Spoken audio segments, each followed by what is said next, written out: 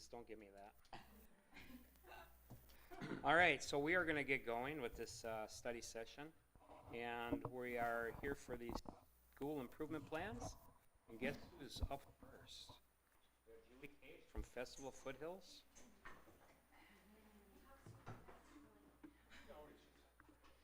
First? Mm-hmm. We could flip ours. Yeah, she doesn't mind this. It was very weird.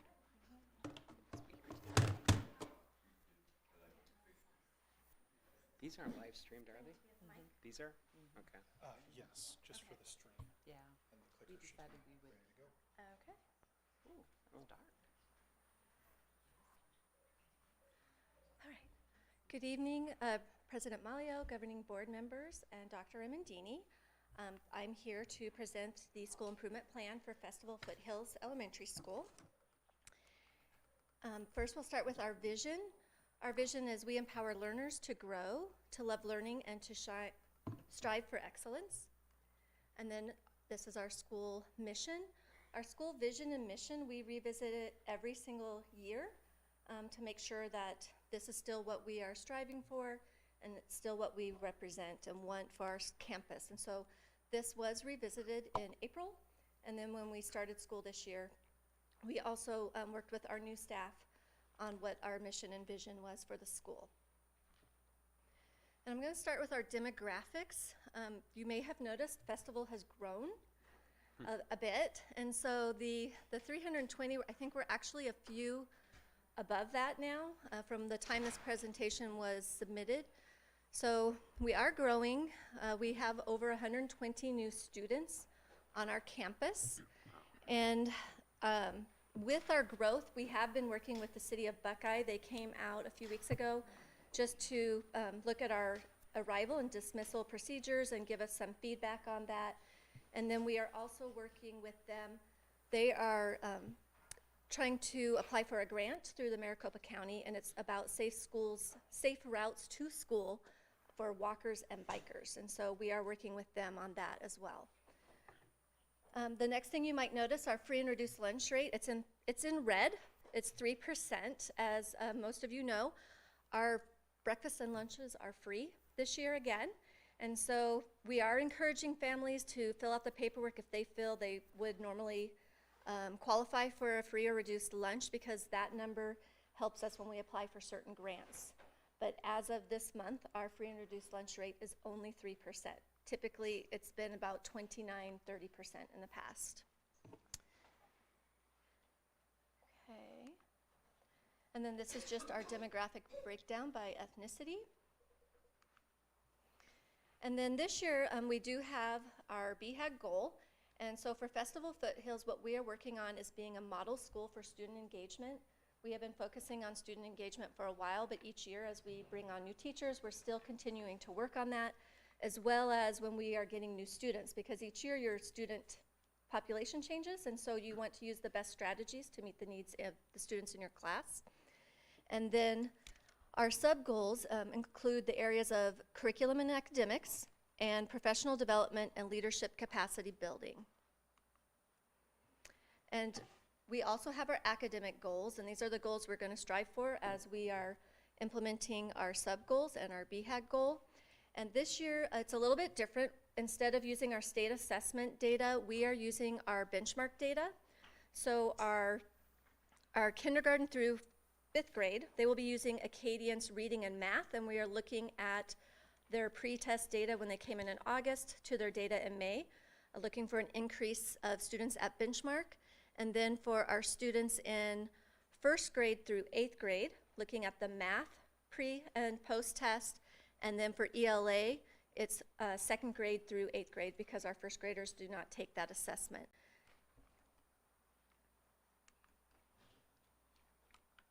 Am I going the right way? Yep. So under curriculum and academics, we actually have 2 SMART goals. The first one is that 100% of Festival Foothills will utilize a variety of student engagement strategies in the classroom to increase student learning. And then our other goal is 100% of the students will participate in a book study on differentiation and then begin to implement new learning into their classroom. Both of these goals were identified when our staff did our comprehensive needs assessment. And so we are continuing to increase our student engagement, but then also learn new strategies with differentiation. And then our action steps is that students will select the engagement strategies to focus on as a staff, in addition to strategies they do individually.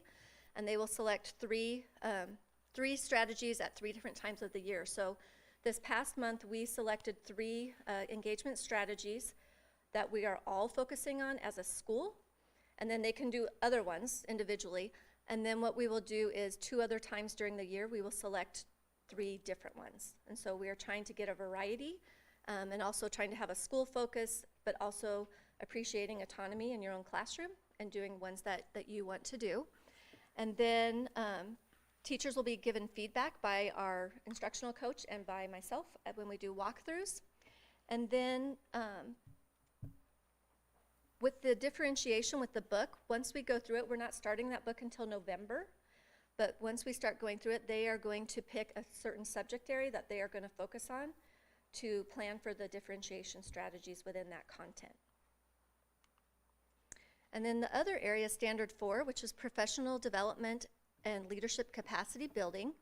And so the first SPARK goal is 100% of the teachers will participate in professional development on engagement strategies, and 100% of the festival students will participate in a book study on differentiation and facilitate the learning for colleagues. And so with the first goal, the professional development on engagement strategies, we're doing a couple different things. Our first part is we have Dan Mulligan coming. He has been working with our district through Project Momentum for a few years now, and he has done training with us on instructional strategies in the past.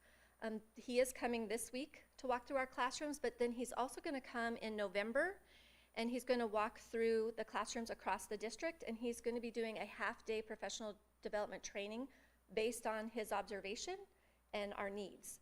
And that will happen in November. So we will have professional development with him. And then we also, in addition to meeting with him, he has a website that we can access. And so when he does any type of training with us, all the links for what he trains us on are within that website.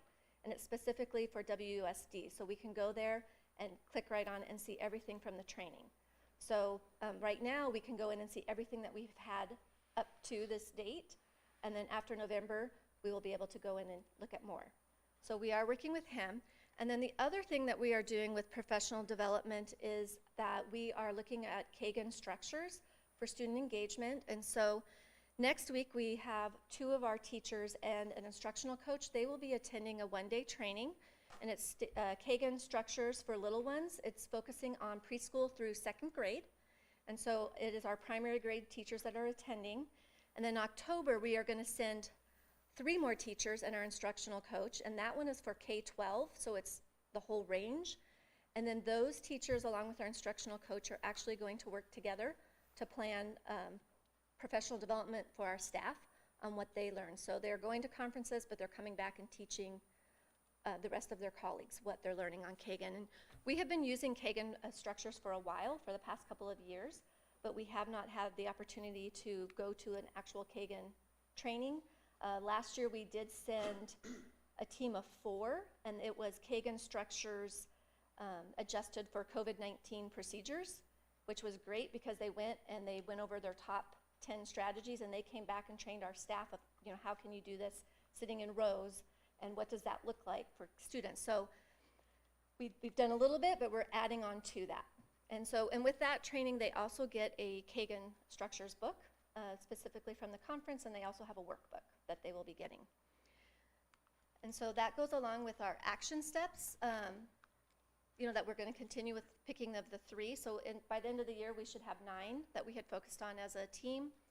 And then providing professional development for their colleagues, those that attend. And then with our book study, the way that we run the book study is we will be getting the books out for them in November. It's a book on differentiation that they had selected. And what we do is we look at the table of contents, and each teacher, they sign up in teams to facilitate a different section or chapter of the book. So then when we meet for other professional development, they facilitate the conversation and the book study for their section. So it's really like spreading it out to everybody, and then that way they can go back and hit the pieces that maybe they did chapter 1, but they really were interested in what somebody presented in chapter 4, then they can go back to that chapter. So while we are growing individually, we're also building their leadership capacity and presenting. Is there any questions? I have a question. All right, Ron? Wait, I need a little education. What is differentiation? Differentiation is a way to meet every student where they're at, so that they're still getting the instruction on that content, but they might need more support than somebody else. It could be like you're teaching, but you're noting who you need to pull into small groups for specific skills that they might be missing to be able to do the work independently. One of the things that we had talked about as a staff when we were doing the comprehensive needs assessment, it talks about differentiation and universal design for learning. And so they were saying differentiation is often when you're checking for understanding within the lesson, that you need to be prepared to differentiate, and then the universal design for learning is where it's planned way in advance. So we are kind of working at learning one so that we can move to the other. Okay, thank you. You're very welcome. Susan, you said you had a question? Yeah, I had a question. So we've got a lot of new students. How many new teachers do we have? We added a preschool teacher, so we have 38 preschoolers. Before we only had 2 preschool teachers, so we added a preschool teacher so that we could, we had many coming for preschool, and we couldn't accommodate them, so we added that. We added a 1-2 combo teacher. We have a 5th grade teaching position posted, and I'm in the process. I'm just waiting for employment verification to be able to hire another 5th grade teacher, and hopefully we might be able to hire another elementary teacher, which would be awesome. So, Did we know that we were going to have all these new kids? I was just curious. well, some of them were kids who had returned, so we knew that some were coming, but then there were some kids who had moved into the neighborhood, during COVID, so they continued with online. So we did not necessarily know they existed. What we do know is that the development to the north of us, they sold their last home lot in, I believe, May, which means it takes 6 to 8 months to build a house. So we know that probably from June, for the next 6 to 8 months, those houses, as they are being completed, we will have people moving in. And then they're also getting ready to open up another development. So we kept saying festival is going to grow. Now it is. Grow. Yeah. And if all of the developing continues the way that the city has it planned out, then it's just going to continue. But it seems like we get a new student every week, because we just I think we had an 8th grader start yesterday. So our class sizes are large. Beautiful. Are you, I'm good. you good? Thank you. Sandy, do you have anything? I have nothing. Okay, Randy? I have nothing, no, thank Nothing? you. Julie, mine is real easy. I just have a question because I missed that class. What is BHAG? Oh, it's the big, hairy, audacious goal. Okay. So it's a goal that we are striving for over time. It's a 3 to 5 year goal. Barbara said that I could change it if I wanted to change it. It's Barbara's silly way of telling everybody to look into the future. So Yes. it's who But we want we to would become. we would love for Dan Mulligan to walk in and say, oh, they already got this. Like, we need to send other people to this campus, is what we would like to happen. So that is our Right. goal, to be a model school for student engagement. Beautiful, beautiful. Dr. Amandini, do you have any comments you'd like to? Oh, just the one I interrupted with. That's it. Okay. Thank you. Great. Okay. Okay, well, thanks, Julie. Very nice presentation. Thank you. And next up, we have Carissa Hirschkowitz, Haciampa Elementary.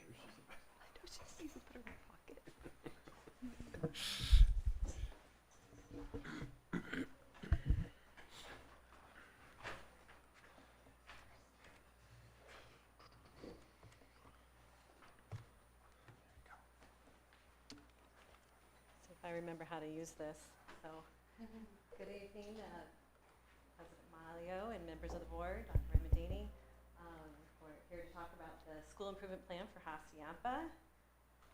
Ms. Hershkowitz, I'm sorry to interrupt. Would you speak into the microphone? I'm We're sorry. streaming and they won't Oh. be able to hear. I apologize. That's It's all right. a little I think wonky I there. just ruined it. I don't know what I did. You Oh, pull that there we up. go. Hit the wrong button. I'm good at pushing buttons. There we go. So, you know, there's lots of similarities. One of the wonderful things about our district is how our staff collaborates, how the principals collaborate. We work together. There are items that are very specific to the needs of, obviously, to Festival and to Haciampa and Vulture Peak and the high school. And one of the things that we all do is we look at our mission statements as a regular part of getting together with staff and making sure that we're still on the same page and we understand where we're going as a school and as a district. And our vision is to achieve the Coyote Way, thinking, learning, and ultimately succeeding. We always review our beliefs and what our purpose and our why in what brings us to work every day, right? So the big BHAG, and that's, I know that was one of Julie's favorite terms, the big, hairy, audacious goal. So I really struggled with this one because when you think of something that's really like that big, hairy thing, what are you really going to go after? You know, we always, of course, we're educators. We want to have that academic achievement. We want the governor's office to say, oh, you're an A+ school. We want all those things, right? So to really get into what are we going to be about, again, looking at us as a model school and really meeting those needs of the physical, social-emotional, and academic needs of all students, and the key part there being of all students. And if one thing that has come to us from being in a pandemic and shut down and all those things is that that we really have to look at that whole child. If we can get to these core needs of students, we will get to their academic needs. Because we all know that you have to have Maslow before you can have Bloom. So you have to meet those needs. That's why at our school we've got our food program that sends home, I think we're up to about 30 some bags of food every weekend. We have great programs where we have donations and people that come in and work with our students and getting all those other things that are part of the whole school. That's who we are. And then we work, of course, to improving our instruction. So demographically, you can see we've been hit by a decline in our enrollment, and part of that is just the makeup of our community. But even with that, we enrolled 2 more students that will be starting tomorrow. So the numbers have gone down, but every week we're enrolling students, so they're coming back. Beginning of the year, we had to look at that harsh reality of our pre-test for Galileo, and we know that our students were seriously affected by the remote learning, and even though we came back in October, it was still not the same teaching, and learning that we're used to. And there's been a lot of adjustments. And even coming back this school year and looking at how students have had to adjust to sort of being civilized, how we work together when we're not 6 feet apart anymore. So, I can't just clobber that person next to me. So we're learning some things. And so this was not fun to look at, but it's a starting point. And it's where we are, but it's not where we're going to be staying. And this is the English language arts. We're getting into our Acadians data.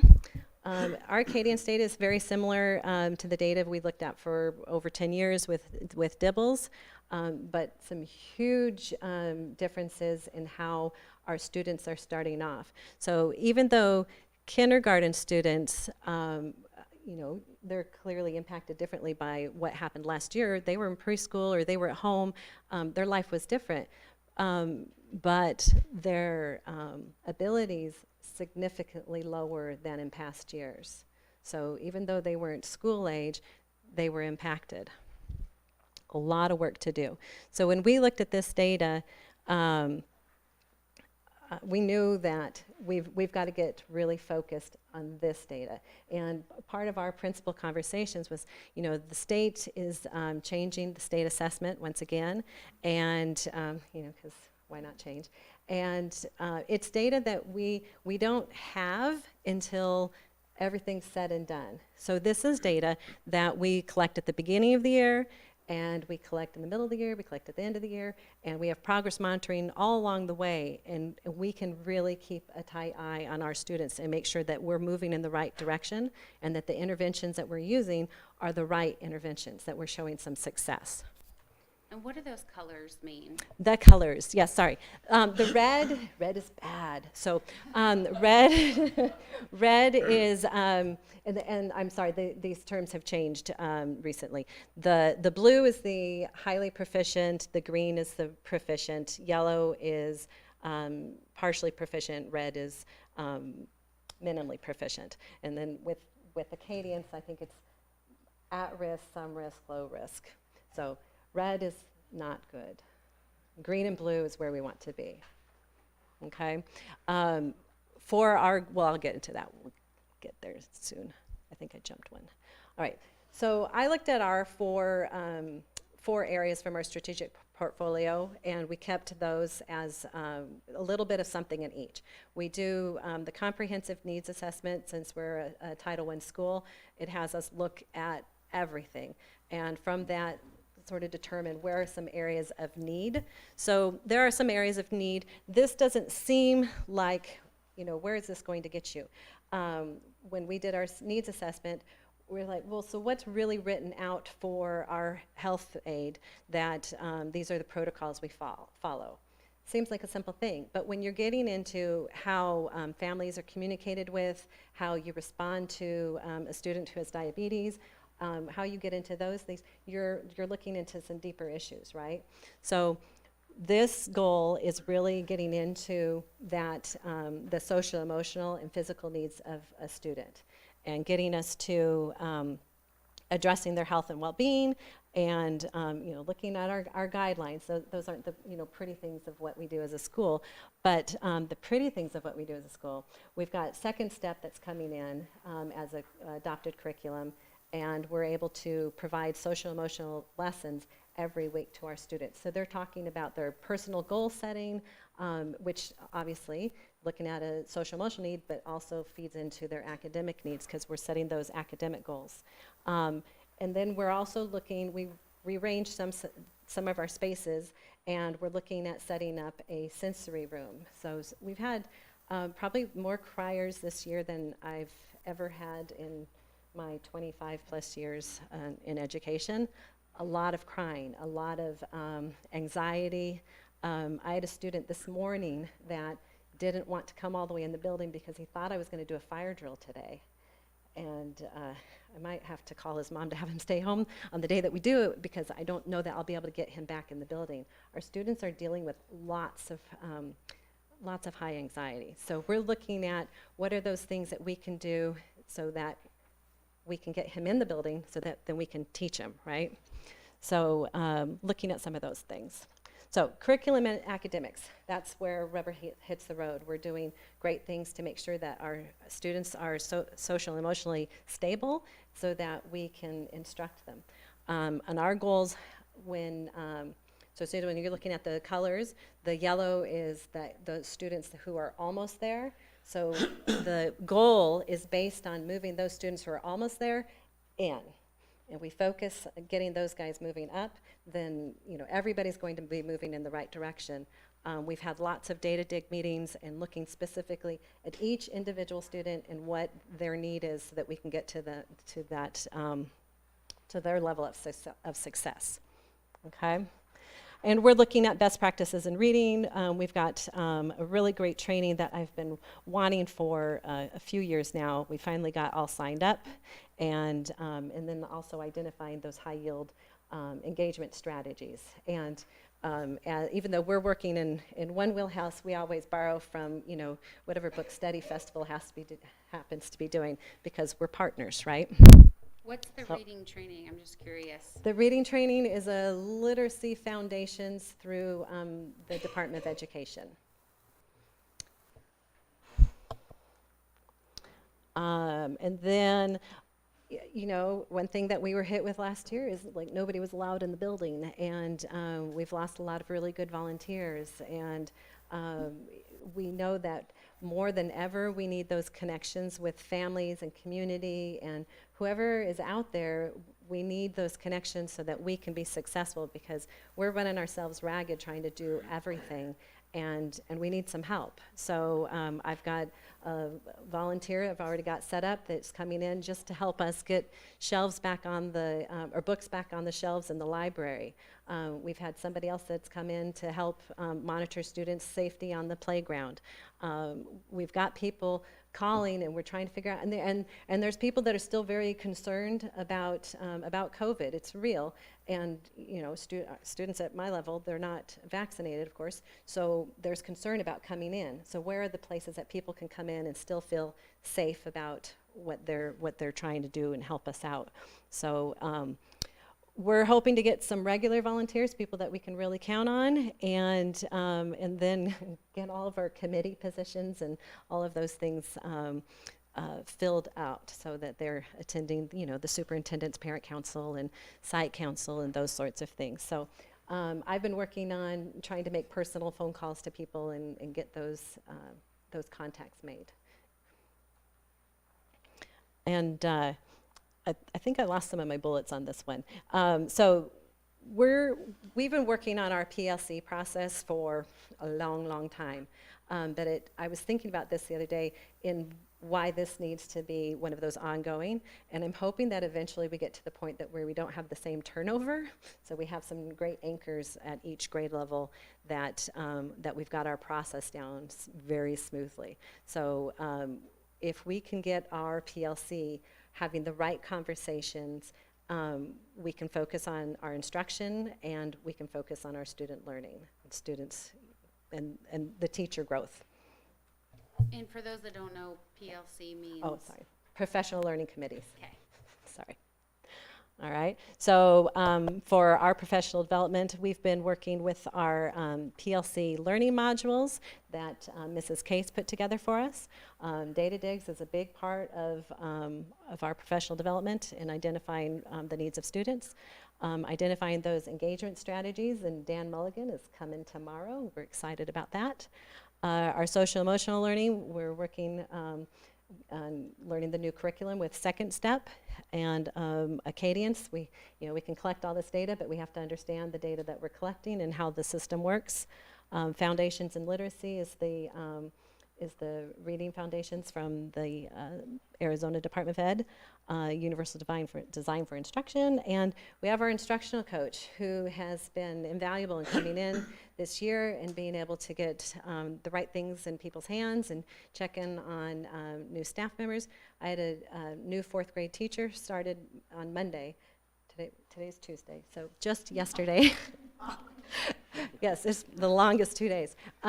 Started yesterday, and and I've seen her and I've connected with her, but to have somebody else who is able to dedicate time and make sure, she needed some rulers, so making sure that she had the tools that she needs so that she can be successful with us. Okay. Any questions? Ron, do you have anything for no? Susan? You answered all mine. I interrupted you. So. Yeah, that's fine. That's fine. Good deal. Sandy? No, I'm Okay. all my questions answered. Thanks. Okay. Randy? No, everything, I like the charts, the bar charts and the pie charts and all that that helps me understand a lot better where we are. Yeah. Thank you. Yeah. Yep. All right. You didn't want to Thank read you. that last one? Oh, sorry. Here. I like that. Yes. That I is- always have that in there. And powerful. It's I love it's it. really what we're about, right? Yes. Yeah. Thank you. Thank you, Carissa. Great job.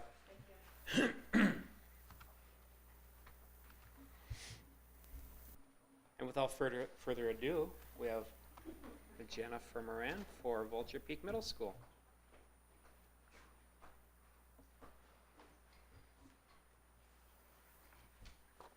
Thank you, President Malio, members of the governing board, and Dr. Remendini. I am happy to present to you Vulture Peak Middle School's improvement plan. And we really, as a staff this year, came together in our first 4 days and reevaluated our mission statement and said, does it hold true with what we learned last year and the times that we're seeing our students change and grow? And the staff said, yeah, this is still who we are. It aligns to our district statement because our job is to really make sure our students are ready for all phases of living, loving life, and learning, and being actively involved in everything.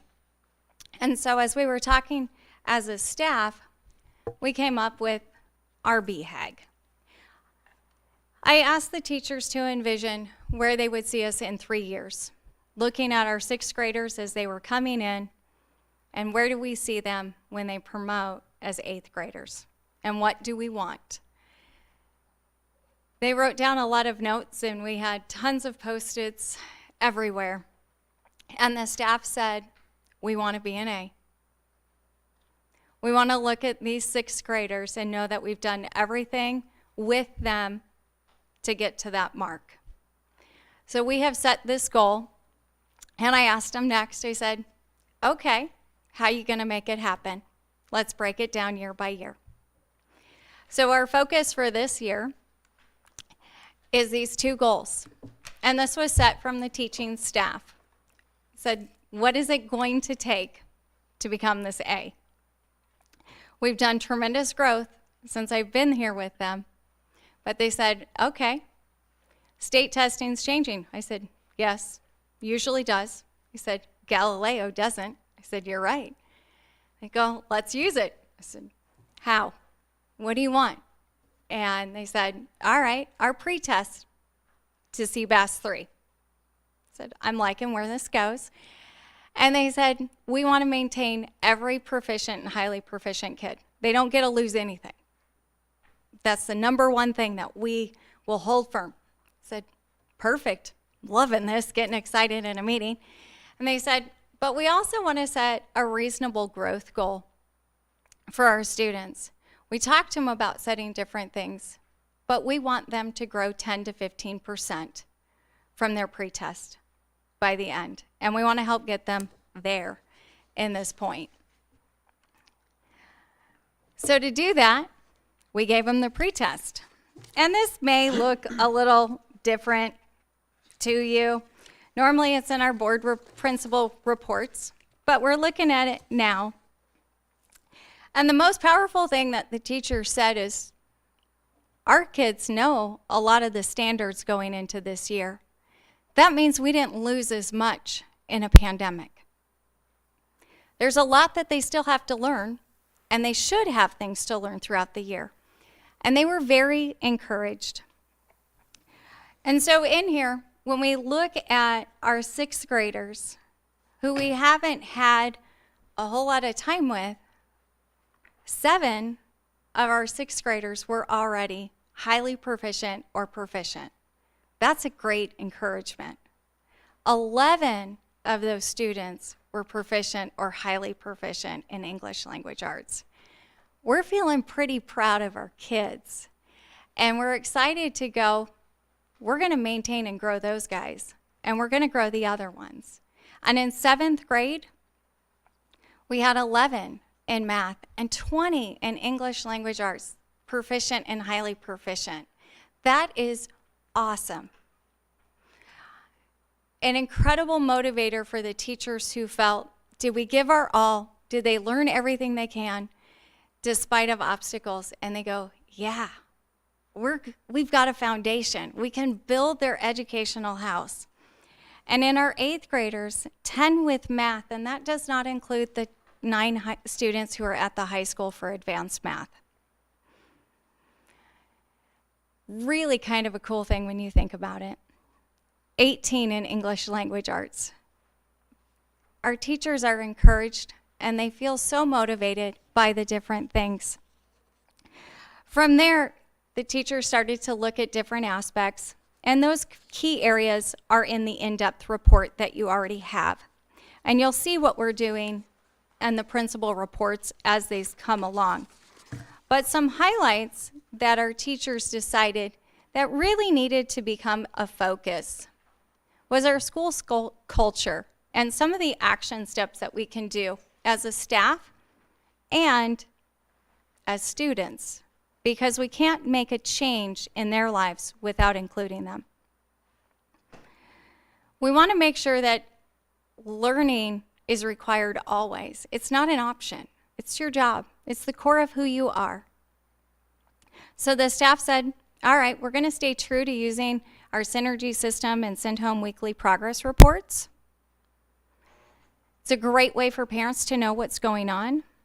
But then they also said, Mrs. Moran, do we have to wait till parent-teacher conferences to do a conference? I said, we sure don't. So last week we had 16 parent conferences with students on campus. And we looked at students that we felt were struggling academically, emotionally, socially, and the teachers picked the students, scheduled the conferences, and brought them in. We said, if we're going to make a change and we're going to impact the lives of our kids and our families, we're going to do it the right way. We're going to bring parents in immediately, and we want them involved, and we want to know how important they are and how important their child's learning is. Our students, in their Eagle hours, chart their progress. They always know where their grades are at, and they have self-accountability. And they talk about reflection and what they can do to constantly improve. And is it good enough? And does their score really reflect what they're capable of? Our curriculum and our academics, as we looked at what we've done the last few years, and they said, yes, we still need to hold true to this.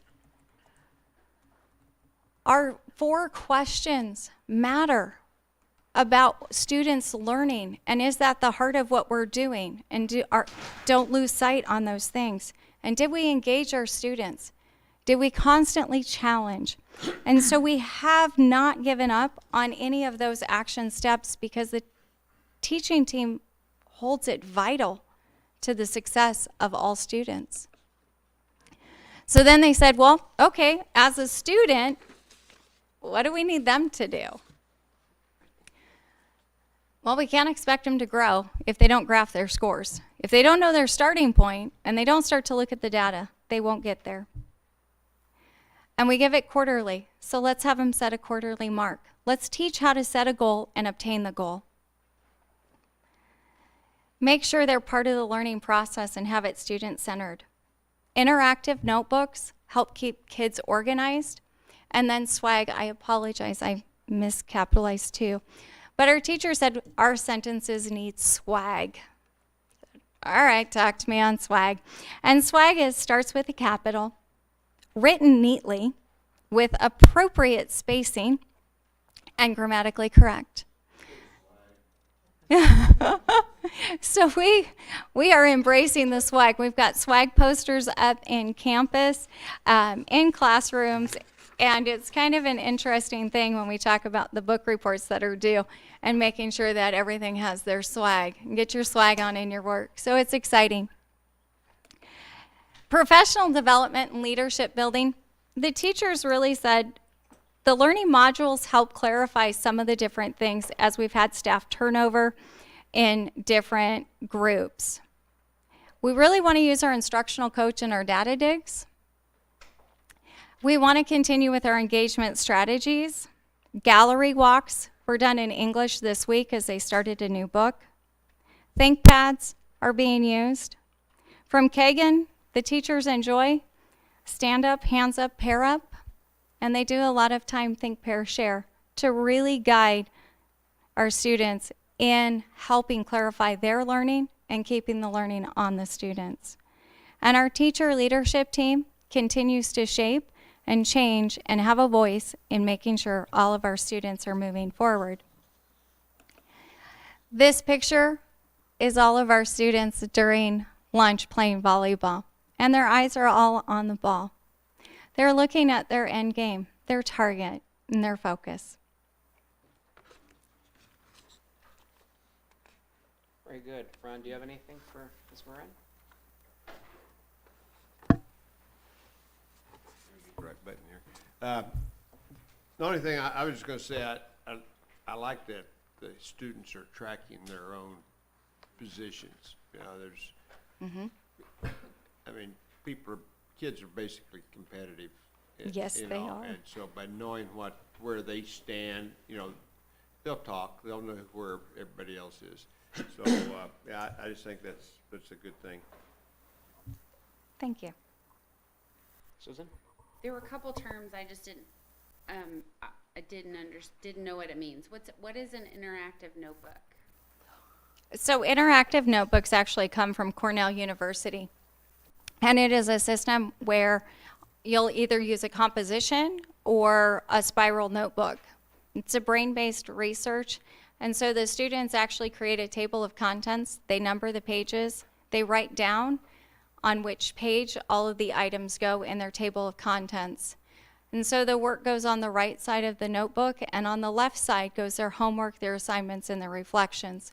So it allows for cross-brain development, memory, and recollection, and learning of the assignments so they don't get lost in the process. And so they're doing that in all classes or like Yes. some core classes? All core or- classes. Okay. And then what's a gallery walk? So a gallery walk is where you'll have up different images in a classroom, and the students do an I notice and I wonder. So what do they see in that image and what do they wonder? It's a great way to introduce a book and find out what their thoughts are. So with Out of the Dust, a book that they're starting in 7th grade, they're looking at things from the Dust Bowl and pictures that way to see what their historical reference is. Is that English language arts? That's English Okay. language arts, yes ma'am. Okay, cool. All right, that's all I had. Sandy? I just wanted to say everything sounds really upbeat. Absolutely. I'm happy about that. How is your teaching situation as far as the teachers? You have enough teachers right now, or? We have a new teacher joining our staff October 4th, pending board approval this evening. I'm hopeful. No, it sounds great. When I was in school, I kept track of my grades, so, you know, it's an old concept, and I think it's great that they're revisiting it. I agree. It's important for kids. Thank you. Thank you. Randy? Good plan. Thank you. Thank you. Thank you, Ms. Moran. And going back to what Sandy said, I didn't need to keep track of mine. My dad did. Oh, I thought the nuns did. But thank you, great presentation, appreciate it. Thank you. I've got Wickenburg High School, Mr. Gorman on deck. Good evening, President Malio, members of the board, Dr. Amandini, and others here this evening.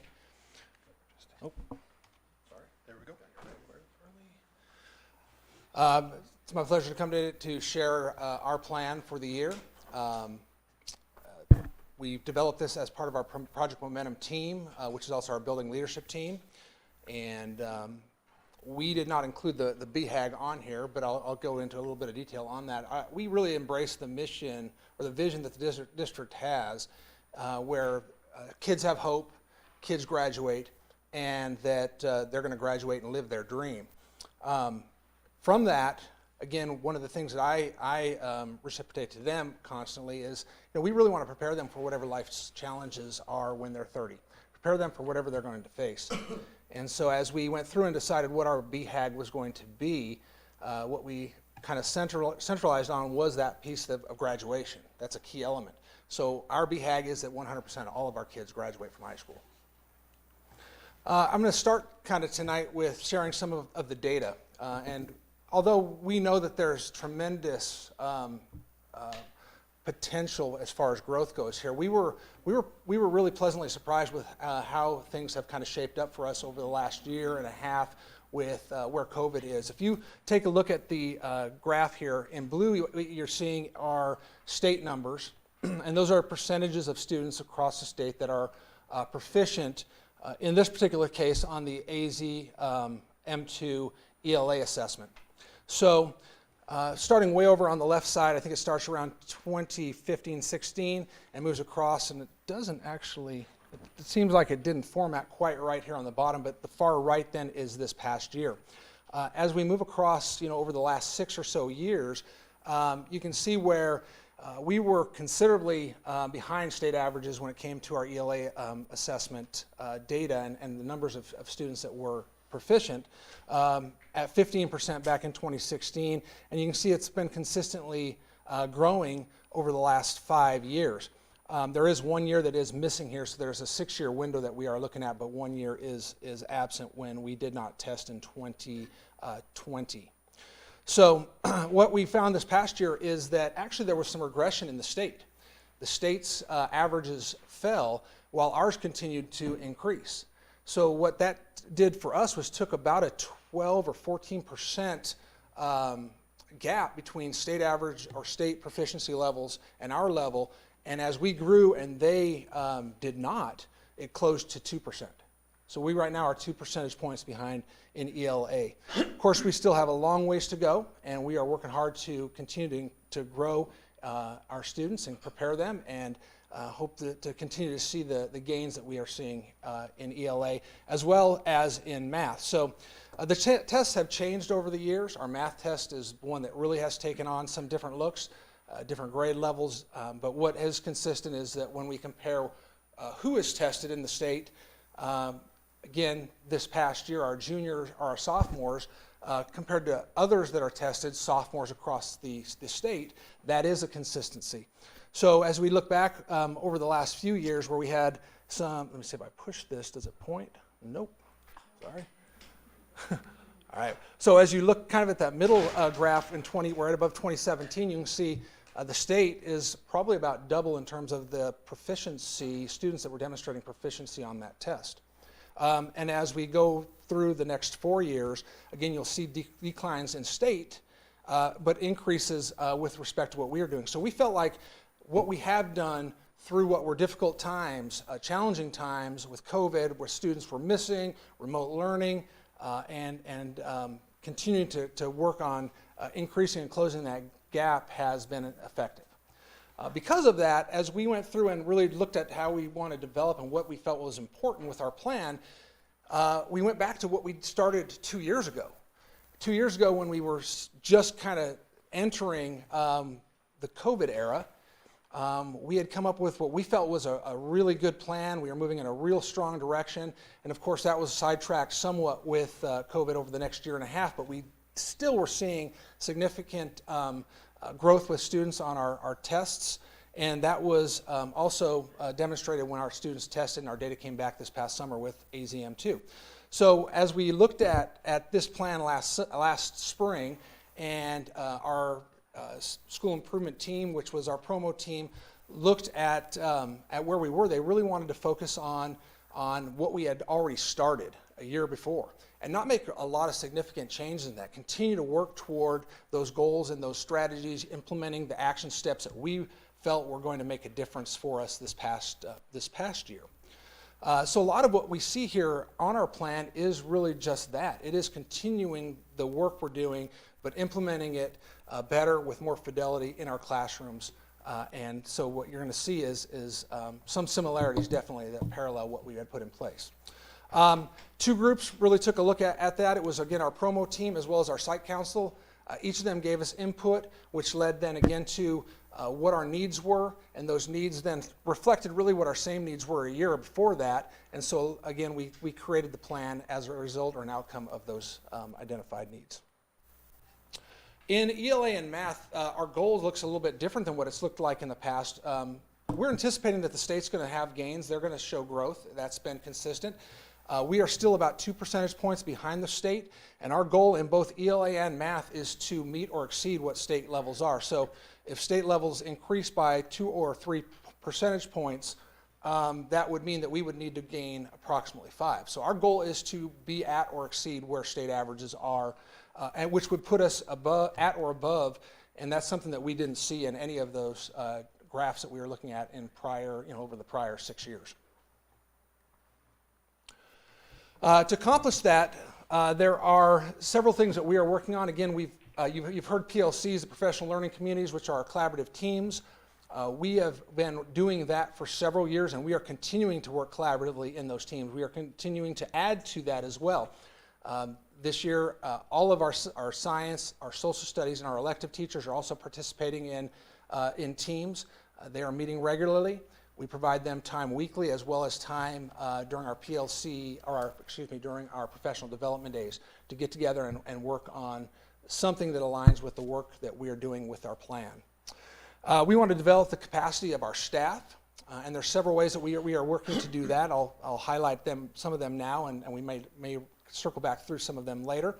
But some of that is, again, through professional development, what's happening on our PD Fridays. Some of that is sending staff out to conferences, a couple of them that are coming up. One is specific to PLCs and encompasses a lot of other work aside from the collaborative work. It encompasses grading practices. It brings in content-specific practices and best practices. So it's much bigger than just professional learning communities or collaboration. One of them that we also want to do is bring more best practices in, and we've already heard from the other three principals prior to me about Dan Mulligan coming in, and I've had a chance to listen to Dan a couple of times. I'm very excited about not just listening to him and hearing what he feels we can do and seeing what he's going to bring to our teachers, but I'm interested to hear what his feedback is as he walks through campus this week.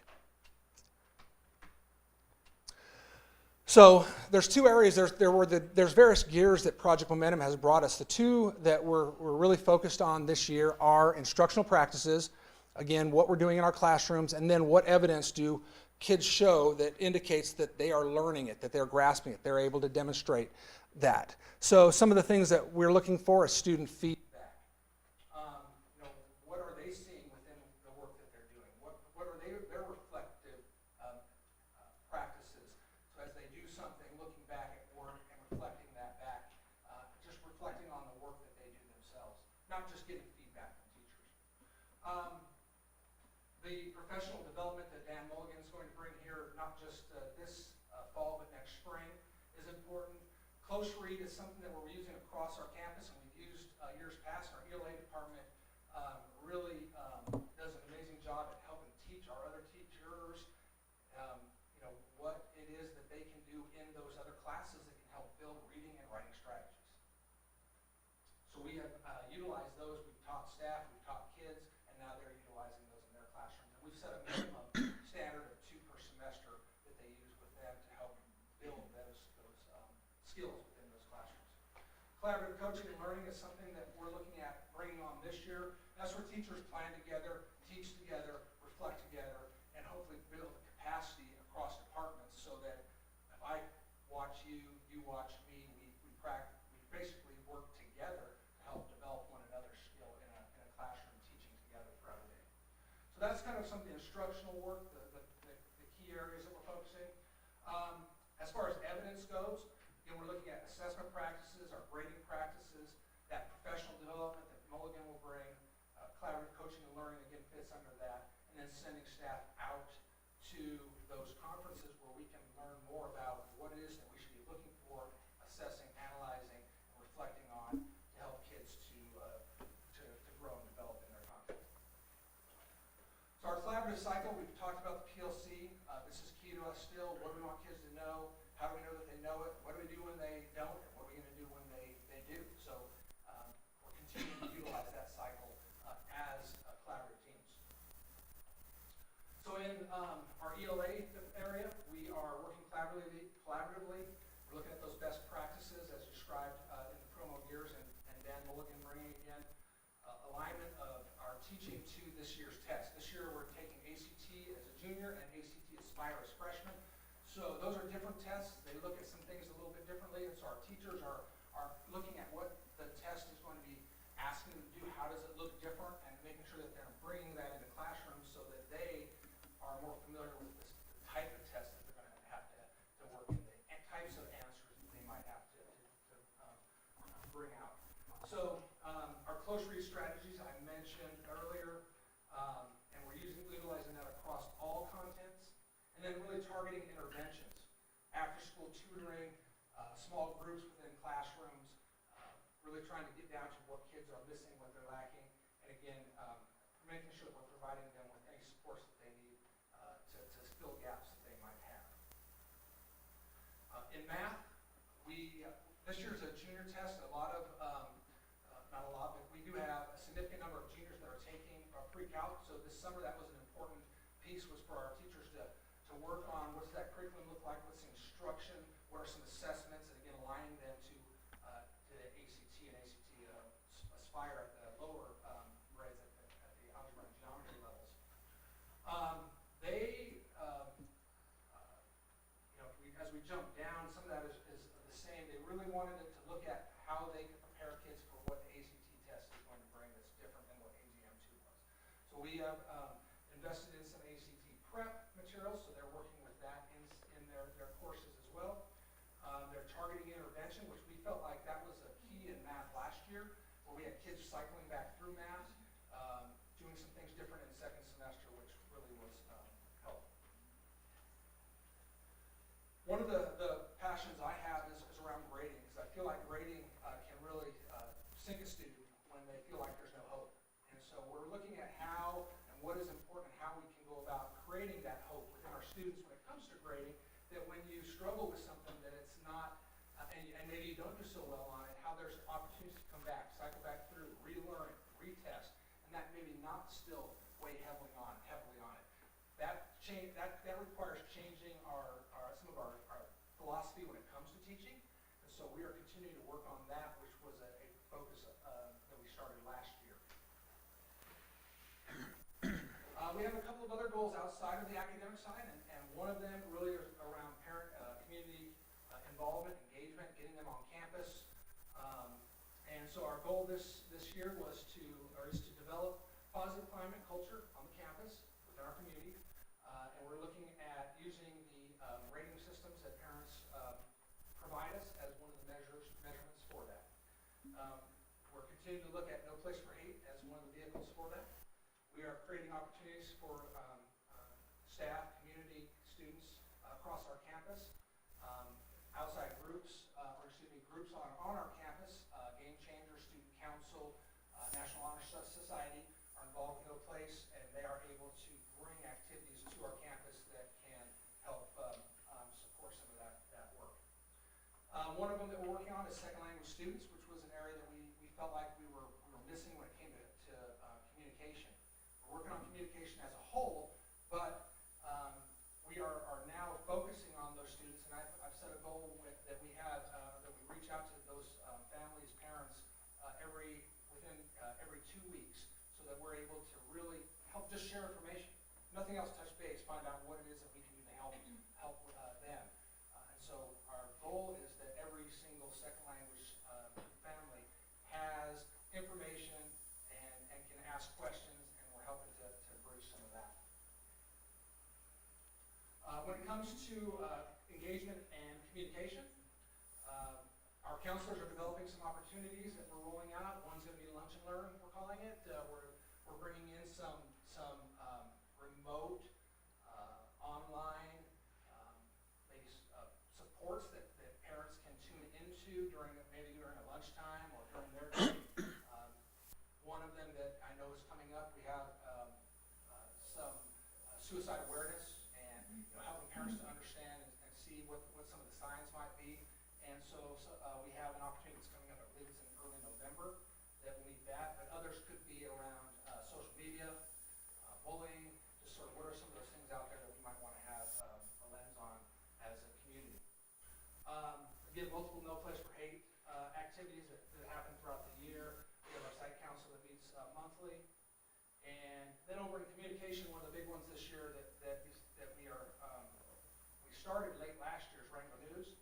We have that's going out monthly. If there's we've talked about maybe sending out some others in between those when necessary. But then we're asking our departments to share out. So we want to highlight some of the awesome things that are going on across our campus. And each department has 3 opportunities throughout the year that we've asked them to, and they can do all of them if they choose. We have our AD who's meeting with students, and he is doing a lunch with students and allowing some of our athletes to come in and kind of be an athletic council. I'm doing something similar. We're going to invite students in to have them kind of give us some thoughts about things that we could do around campus. So lunch with the principal. Again, the bi-monthly communication with families is a big one, and then we're also doing something similar with attendance so that we're tracking this so we can start to build pictures of how we're doing with our attendance, where we can improve, and really support kids in getting into class or leaving class. Our last goal is around career career or ECAP, career planning, ECAP, and social emotional learning. This is one primarily that we're focused on through our counseling department. So our goal is to develop a culture on the campus where students are informed of opportunities after high school and they have a bright future. So the percentage of students that are indicating that they are well informed at the end of the year will increase, and they'll feel more confident that they have a plan of where they're going. So some of the things that we're working on are ECAP, and we just brought on a new ECAP program with Zello. Business to feeder schools, so that our kids coming into the school feel like they're ready for what high school looks like. Exploring different post-secondary options. JAG is a big part of that piece too, where they're going to really be helping kids get to that graduation point, but then look for what future is there. And then creating a robust ECAP plan, so something that all students are working on, so they really understand what it is that is out there, what the possibilities are, and what it would take to get there. And lastly, then opportunities for parents and students that are offered. You know, it could be a FAFSA night, it could be information nights that we can offer to our parents. And here are just a few of the action steps that were in place for that. Again, developing school-wide ECAP plans, visits to the schools, as I mentioned, counseling communication that happens monthly, that goes out in Wrangler News, the FAFSA nights, scholarship nights, different events that we have. Meeting with students, they need to meet with all students and develop those plans, find out what their dreams are, inform them of academic progress. And then on the social emotional side, just making sure that kids' state of minds are okay, that they feel good with where they are. And if they don't, help them find a place where they do feel more comfortable. We want to, again, give information to parents, and we mentioned the lunch and learns, and there may be some others that could be evening. We really want to focus on students that are struggling and failing, so that'll be a focus with our counseling department, is to call them in, talk to them, and inform parents what they can do to improve in those areas. Again, improving communication to parents when they are failing the classes, monitoring attendance, and working with kids that are struggling to get to class. And then lastly here, events, future freshman nights, transition assemblies, FAFSA nights, award nights, things of that sort. So that's our plan. Thank you. Ron, any Questions? for Mark? I do have a question.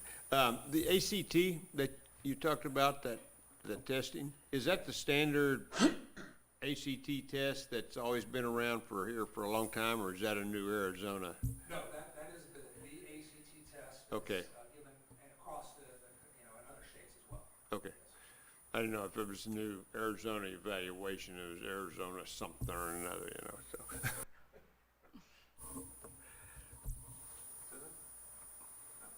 Sandy? I just have one question, maybe I missed the definition. What is FSA? FAFSA. Fashion. You know, FAFSA, Yeah. federal, oh boy, you're gonna test me. Yeah. FAFSA is what parents fill out. It's a federal financial aid document for college grant money. Yeah. Okay. Yeah. It's like, okay, I have no idea what that is. Okay. You filled it out a long time ago. Excuse me? Free application for federal student aid. Okay, thank you. Mark, I'm glad to see you put in JAG in there that you didn't have Yeah, listed it's in true. career planning. I like to see that the goal is structured around the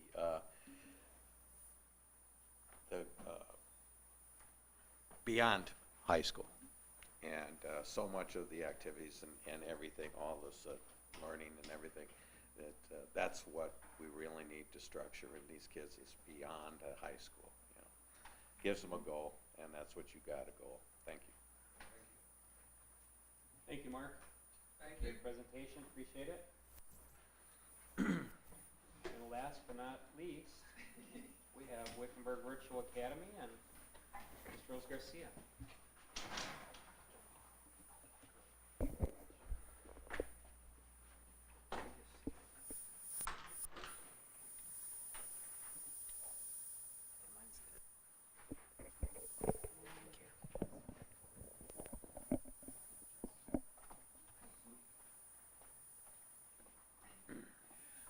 Okay, good evening.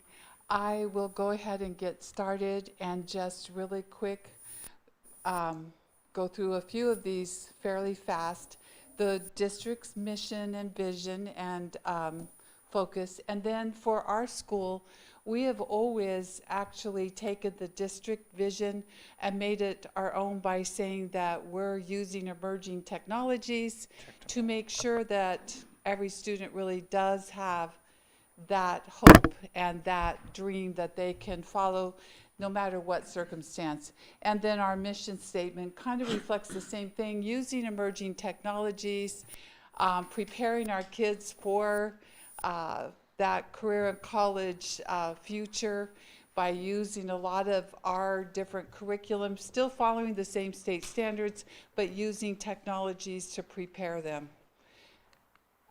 For tonight, I wanted to first just focus a little bit on how our school demographics have changed. I know you're really familiar with some of that and what happened. I just shared in here just a really small graph, but if you can see where we were really fairly small for most years, and we started out usually 50, 60 kids. And then last year, usually no more than 220 at a time, but we actually did enroll 294 students throughout the year. So that was a lot of students, and our staff is fairly part-time. The only full-time person last year was the K-5 teacher. So then looking at our demographics and so on, you can see where K-5 last year, we had 43 students at this time when I was presenting last year. We have 17 right now. So big difference. And the same thing with the grades 6-8. We don't really have that many. For instance, if you look, it looks like I have more 8th graders than I really do, but 10 of those are concurrent students at Festival Foothills who are taking Algebra 1 hour a day, sitting in their media center and using our curriculum and having our teacher work with them. So again, the statistics very different. Our high school students about 72, actually by today maybe 75, but way different than last year about this time, about 135. So our demographics have really changed. In looking at our testing, I will say with that huge change, really was hard with our 10th graders. Most of our 10th graders last year had never been virtual, and I feel like they were really still struggling with some of that. Our ELA and our math scores were not great. In fact, they were the lowest our school has ever seen, and some of that we definitely are looking, benchmarking, trying to think about how do we connect better with the students, because it really is a challenge to teach students online. If you look, this is a chart that actually breaks it down by grade, so you can see sometimes, I mean, it might say, ooh, 100% passed, but that was one student. So the amount of people in each grade level is fairly small. It is hard looking at some of the data, but that is how our students did. And we are definitely working and collaborating with the high school as far as looking at ACT resources, planning, and so on, doing our PLCs with those math, ELA, actually the science and social studies PLCs too. We work and coordinate with them so that we make sure that we're still aligning with them even though we're teaching online. This chart I thought was pretty telling. This is one actually from the state website, showed, this is our K-8, and honestly, we did really well. We had high growth. It was really good. We had a few grades, truthfully, more 7th and 8th grade. In this chart, it shows really had struggled. But our K-5s, I have to say, we had one dedicated teacher last year for K-5 online, and I think it shows. Anyway, our students did well, and they had big points for growth. For our high school ones, again, we were not thrilled with some of our stuff, and yet we even looked at that and went, oh, but there was growth. Okay, and you know, it is hard because we didn't have testing the 2020 spring when we had worked so long that year on preparing all of the grade levels, because normally you test 9th, 10th, and 11th. But last year, the new testing with AZM2, you only tested 10th grade. So really hard. We feel like still get a great comparison there.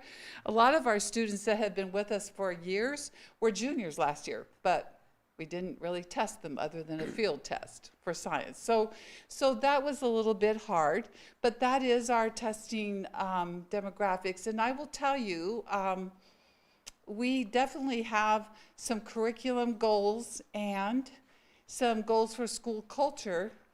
My big BHAG, that big, hairy, audacious goal, is passing the Cognia accreditation for our online school. And so that is actually our biggest part of this. I'm going to go through and show you just real quick. The first part with school culture is just connecting more. I feel like, I mean, first of all, our high school stuff had grown so huge, it was really hard to connect.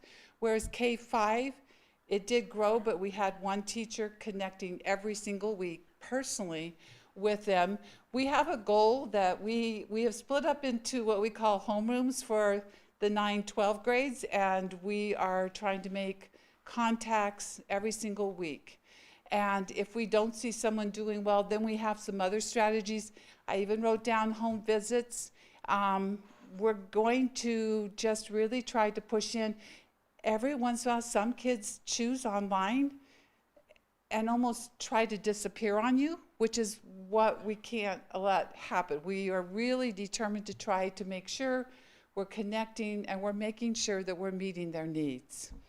So that was that one. Then we, on this goal, I can't see, okay, so for the curriculum and academics, we do have things that we also set there. What we're planning to do is have the teachers not only work in the PLCs with those high school teachers and see some of the ACT resources that they were starting to use, but we're also sending 2 of our teachers, ELA and math, to an ACT conference in December. We are going ahead then looking at data every single quarter, trying to benchmark not just Galileo, but teacher assessments too. And we're going to try to make sure that we are seeing that growth. I feel like the ACT test, I feel like a lot of students are really going to care about that test, and I feel like the Aspire is a great one for 9th grade to prepare them, and you know, I think we're going to see some good results. So what I wanted to mostly then go through and tell you is my BHAG is basically on the last standard, the standard 4, professional development, and we are working hard on our Cognia accreditation. So as you go through and look, and I'm just going to briefly go through these do not tell you everything we're doing, but it does tell you so we have to first go through and the first phase again, because we're backing up. We've really, truly changed as an online school. Our demographics are different.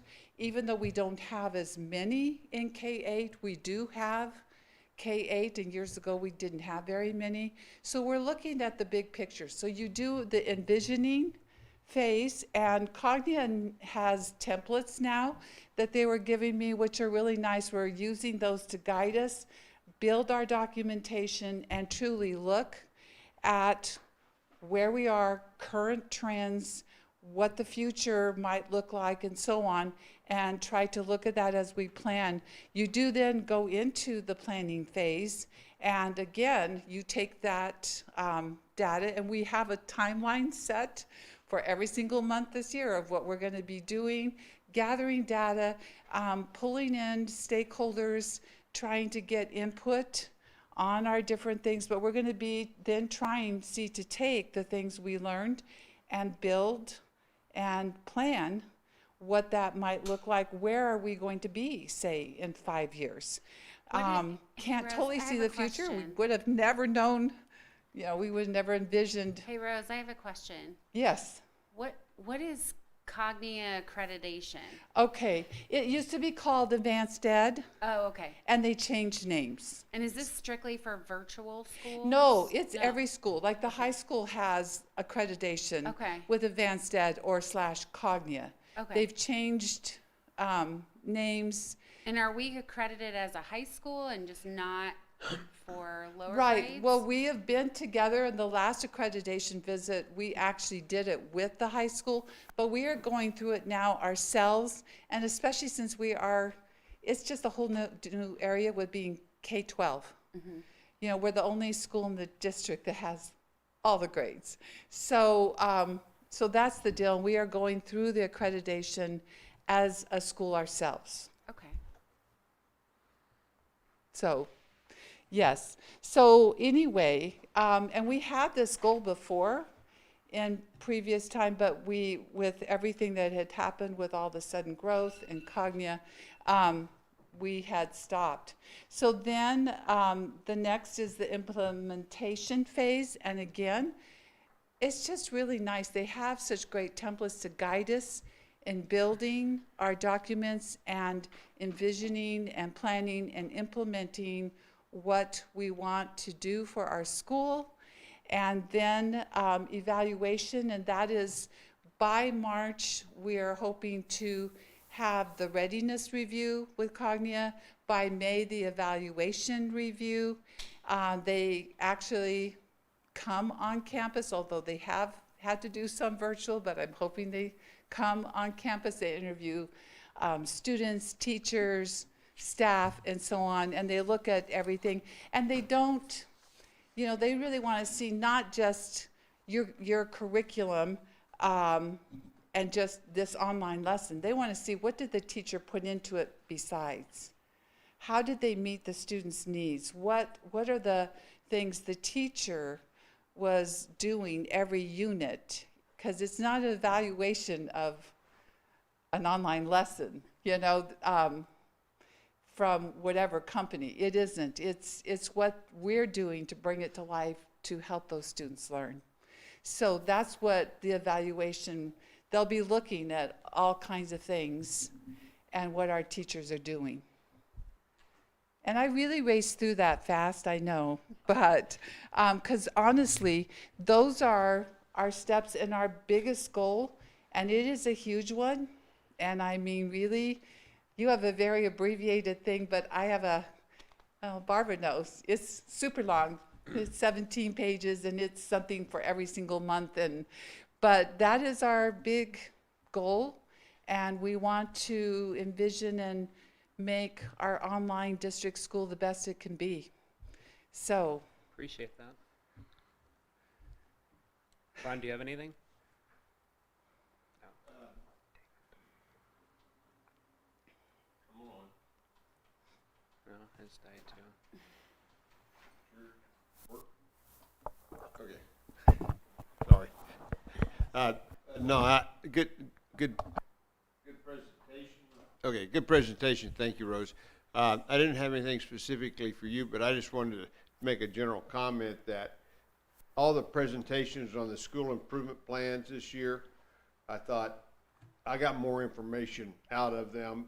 They seemed to be more comprehensive and actually gave information that we can understand what you're doing. So I appreciate that. Very good. Susan, you already, I just had a question, one more question. So you mentioned you had a full-time teacher dedicated for K-5 last year. Do you have that this year?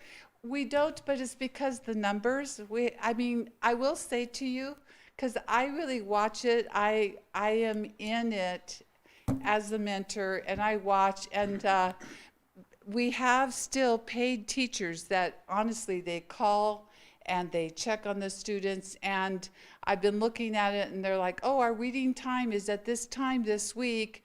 Be sure to log in. I'm going to read this story this week. And so they're still doing it. There's still a connection. I will say I loved seeing what our K-5 teacher did last year. And I mean, BJ Davidson taught for years here in our district. She was just a master. She was a teacher, then she was an instructional coach, and she just did it well. But we had 43 kids, but when you have 17, that's hard. I don't know, it still seems like a big number to me for all different grades to not have a single teacher. But if they have different teachers they can all talk to. Oh, they absolutely do. I mean, I will tell you, because they have workbooks for every core subject, and they have teachers that, in fact, my parents at first they knew they didn't have the same teacher, but they didn't know, because the teachers are still, they don't take usually more than 2 grade levels, and they move and target in, and they are constantly in communication. So I didn't mean it to be like they aren't getting that, but I just felt like last year, and I thought you could see the growth. Oh, yeah. I feel like a key is connection. It's why that's what we're trying really hard to put in to virtual with all of it, because you just, want to connect and what's happening, what's going on, how can we help you? We didn't see anything happening this week, And it almost feels like, last year with the pandemic, your numbers were so huge, you had to quickly flip the script and figure out how to handle it. And then this year, it's almost like the exact opposite. You still have to flip it and figure out how to handle it. It is true, So. and I will say, like, my high school teachers still almost have the same amount of students, but now it's more a balance of, they have so many blended in their hours of the high school, and then they have an hour with me virtual. So between the two schools, they have about 165 to 190. So that's just high school. But I'm just saying, so they're still, trying to connect. And it is easier when they're in the blended classroom, because they see the student every day. So that has been a help. It really has. Sandy, do you have anything? I just had a real quick question. This getting the accreditation separately from the high school, what is that going to do for us? Well, you know what? The hard thing is eventually, if you really, because as more and more students get educated online, if they have a big part of their education in the virtual school, then truly your diploma should come from your virtual school. Right now, we just go ahead and do Wickenburg High School, and the state has said that is fine. We can do Wickenburg High School diploma, and we have done that for years. The difference is, say if you have someone who graduates who's finally done all 4 years of high school, then it becomes this thing of, well, they really should have a different diploma. So that's why you then do a separate accreditation and so on. It just helps cover you. I mean, the students still have a diploma no matter what. But nowadays, say they go and play sports somewhere or whatever in college, or it just matters sometimes. So that's all. Thank you. Clarify. Randy? No additional comments. Thank you, Rose, for your plan. Thanks, Rose. Really Okay. appreciate it. Thank you to all of you.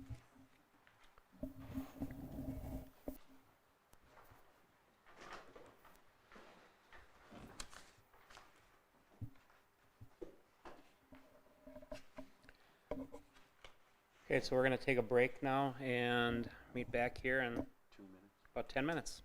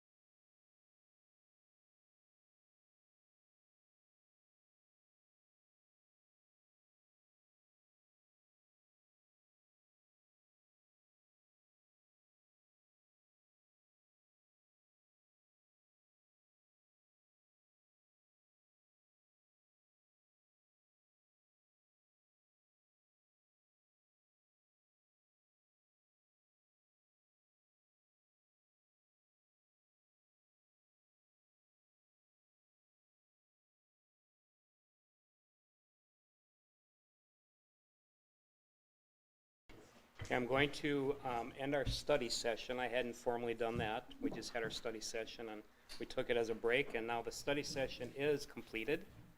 And we are going to call this meeting of the board to order at 6:39 p.m. And if you will all join us for the Pledge of Allegiance, Mr. Alexander will lead us.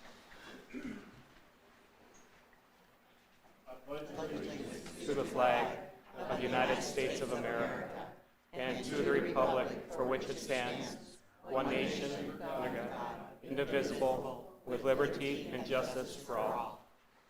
Thank you. Okay, I'll entertain a motion to adopt the agenda. Yes, I'll make a motion to adopt the agenda for September 21st, 2021 as submitted. Second. All in favor? Aye. Opposed? That motion carries. And item 2, informational discussion items. We have a presentation by our Executive Director of Educational Services, Debbie Hotchkiss.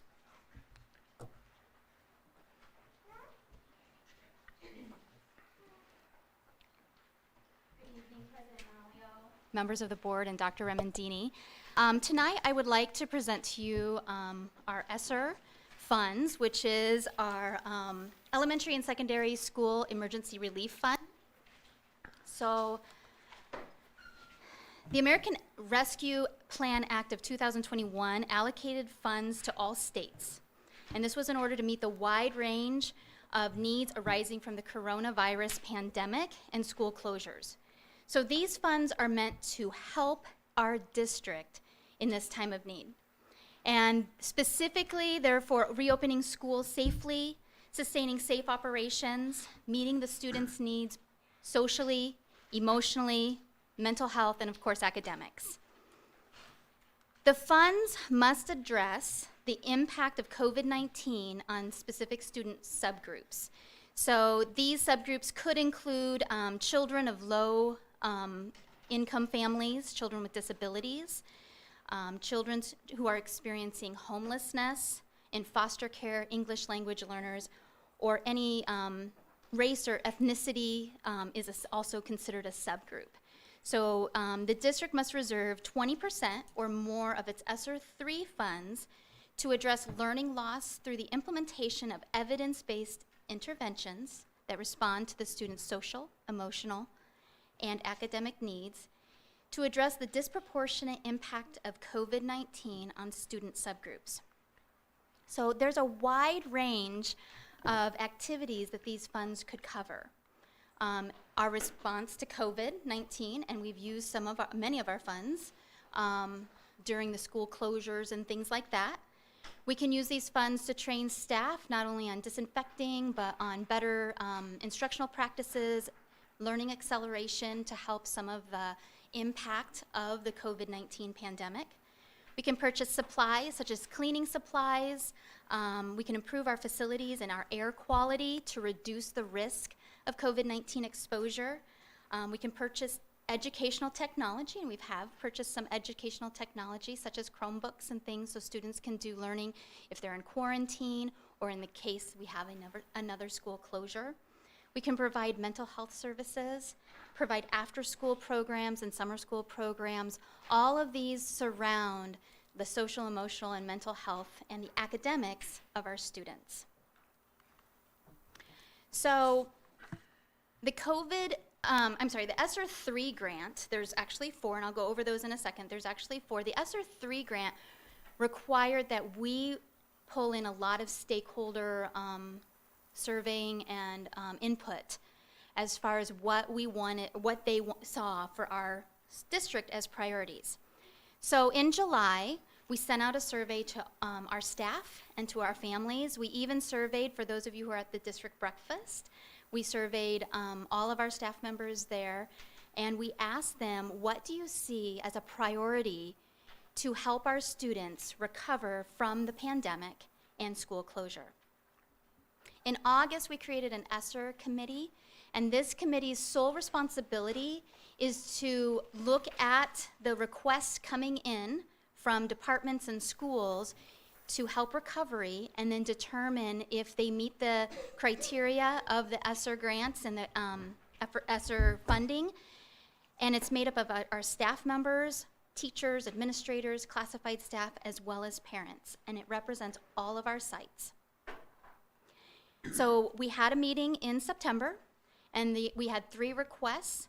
And the Esser Committee decided to approve 2 of the requests and ask more information on 1 of the requests. After the Esser Committee approved those 2 requests, they then went to Cabinet and then the superintendent for approval for purchase. Ongoing, we will continue to meet as an Esser Committee as requests come in. And we will also be posting what categories we're spending our funds on. This will go on the website for transparency purposes. And then our mitigation plan, according to the requirements of our Esser dollars, must be updated every 6 months to respond to the current situation. Because for those of us who have been here the last 18 months, the situation and the circumstances change very quickly. So what was interesting is when we surveyed all of our stakeholders, the 3 top categories were the same, whether it came from our staff or it came from our parents and our families. So the number 1 concern is addressing the learning loss that happened during the school closure and some of the quarantines. We want to make sure that we can accelerate their learning and make up some of the learning gaps that occurred during the school closure.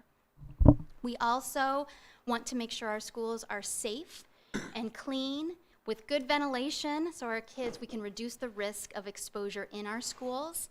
And we also want to retain our highly qualified staff. During the school closure, during the pandemic, as you know, Governing Board, we lost many good staff members due to some of the circumstances that came about with the pandemic. But these funds have a very short timeline. Okay, they're emergency funds. We had a fund called ESG. I'm gonna lose that acronym, Education Stabilization Grant. That grant took place last fall. It was only there was like a 3-week window, and it closed in December of 2020, and that really helped us make up some of the funds and the loss that we had in order to respond to the emergency closures of our district. We also have what's called Esser 1. Esser 1 was started last year, and it will end in September of 22, so next year, and we will need to have all of those monies allocated and spent. And then we also have Esser 2, which needs to be spent by September 2023, and then Esser 3, which needs to be spent by 2024. So that's a real broad overview of our Esser funds. So we're constantly striving to improve, just like you heard in this principal school improvement plans and goals for this year. And we hope to take full advantage of these funds so that we can increase the quality of the education for each one of our students. Anybody have questions for Debbie? Ron? Susan? Andy? Oh. Is there a way that you look at and configure what the costs are associated with learning loss? Is there a way that we look at and associate? Can you put a dollar amount in other words? Okay, you had this learning loss, whatever, Right. and that amount. Is there a cost associated with that you see, or? I know there are some stats at the federal level and the state level. They're trying to calculate that. We haven't calculated like it's going to cost. We look at things, because it's all encompassing. We can look at things like, okay, we need to run an after-school program, for example. So we can evaluate that and say that's going to cost us X amount of dollars to provide that program for our students. Or we're looking at resources, but we have not calculated like it costs us X amount of dollars. By the end, we should have those figures by 2024. Susan? What's the dollar amount? The dollar amount for all of them? Uh-huh. For all of them, the dollar amount is close to $4 million. It's actually $3,900,000 and change. And that's for all 4 of the grants put together. Just for our district to Just for use. our district, yes ma'am. Awesome. Thank you. Sandy? Randy? I have nothing else. Thank you. You're Thank you, welcome. Debbie. Appreciate that. You're welcome.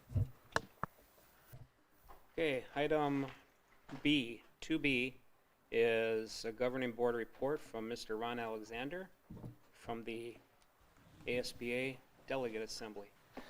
Okay, well, on the 11th of September, I went to the Delegate Assembly, and that was where they presented the items that ASBA is going to lobby Congress, for student type things. And it was that document that we had at the last board meeting that we went over. One of the things about it that was good is the way they did it this year is we just went in and just voted yes or no on those changes, those things that were in red.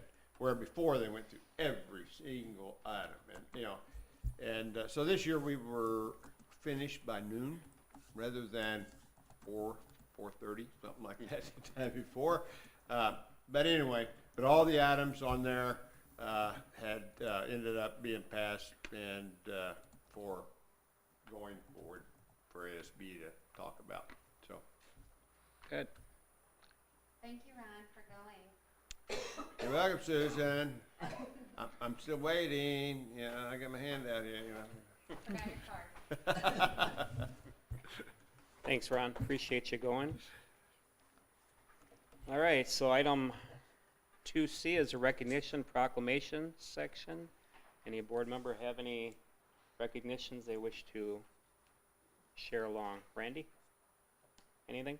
Nothing. Sandy? I don't have anything this time. Okay, Susan? Wow. Ron? I would just like to the Festival Foothills School and the students that participated in the day of the 9/11 day ceremony, and then also the retirement of their old flag and presentation of a new flag by the Veterans Club out there. But the students that did the 9/11 ceremony and recited the preamble to the Constitution, the little girl that did the, she's so tiny, the Pledge of Allegiance, but it was just, seeing the kids participate, and it's good. Good. Dr. Remendini? Yes, sir, Mr. Malio, thank you. I too want to recognize the students and staff across the district for the various programs that were held in honor of Patriots Day. All of our schools were able to raise the 9/11 memorial flag shared with us by the Wickenburg Police Department, so thank you to the police department that are here for sharing that special flag with us. Vulture Peak ceremony included members of the Wickenburg American Legion. Wickenburg High School students gathered around the flagpole while student Elliot Wallace sang the national anthem. And as Mr. Alexander mentioned, the Sun City Festival Veterans Club led the Festival Foothills students and included the retirement of the school's worn American flag, which was a really cool ceremony for them, and then presented them with a new one. 4th and 5th graders at Haciampa recited the preamble of the Constitution and shared some amazing patriotic artwork with leaders of the district. And I know there was a lot more going on in classrooms across the district, and it was really a day of learning for our students, and just really special for those of us who lived through 9/11, knowing that none of these children were even alive, but they really embraced the concept of Patriots Day and represented us well.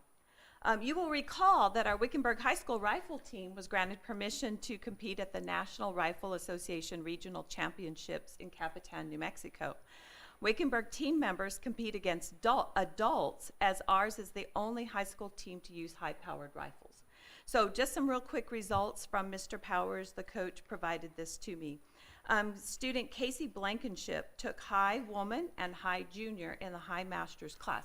I don't know anything about these rifles, so I don't know what that means. I'm just reading it. But it's impressive to me that these young students actually compete against adults and beat them soundly. Nathan Shipman took first at 600 yards, winning the match with a perfect score, and took the high master class overall, winning that event. Hallie Thorenson took second in both the women's and the junior class, and both Casey and Hallie managed to meet the woman who had just placed 5th at the national championship. So all of the kids shot at super high levels.